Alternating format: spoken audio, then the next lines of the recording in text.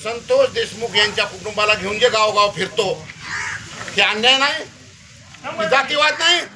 आज मला सांगा तुम्ही, या ठिकाणी कंपनी कुणाच्या बी रानात येत असते। घाटनांदूर या ठिकाणी सत्यसाई बाबा कंपनी माझ्या शेतात आलती। 7 वर्ष झालं ती कंपनी होती, ती मराठीची कंपनी होती।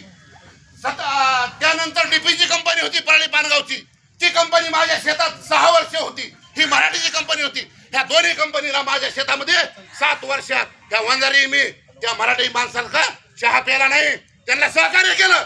त्या सत्यसाई बाबा कंपनीच्या कामावर चाटे म्हणून लाडघरीचा माणूस मेला, त्या लाडघरीच्या माणसाची बाजू मी नाही घेतली। मी सत्यसाई बाबा या मराठ्याची बाजू घेतली आणि सांगितलं सत्य जे आहे ती।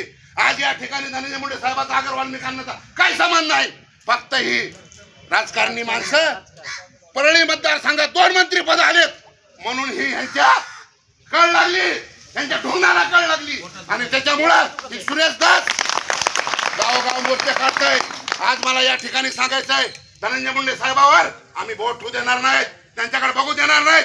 आज मी तुम्हाला जाहीर सांगतो, माझी गाडी उभायची तर माझ्या गाडीवर पंकज जायचा धनंजय मुंडेचा आणि वाल्मिकांचा फोटो आहे। आज ती माझे दैवत आहे, उद्या त्याला मला बीड जिल्ह्यामध्ये कुठेही गेलं माझी गाडी फोडू शकते, मला मारहाण करू शकते। म्हणून या सुरेश दासचं, बजरंग सोनवणेचं आणि जरंगेचं करायचं काय, करायचं काय? सरकारला या ठिकाणी सांगतो, मी मुख्यमंत्री साहेबांकडे जाणार आहे। मी क्लिअर सांगतो की आमच्या दैवताचे आम्ही आज बीड जिल्ह्यामध्ये नाही तर अख्ख्या महाराष्ट्रामध्ये देशामध्ये गोपीनाथ मुंडे साहेबांचे देवाच्या देवळामध्ये फोटो आहेत का नाही तुम्ही सांगा।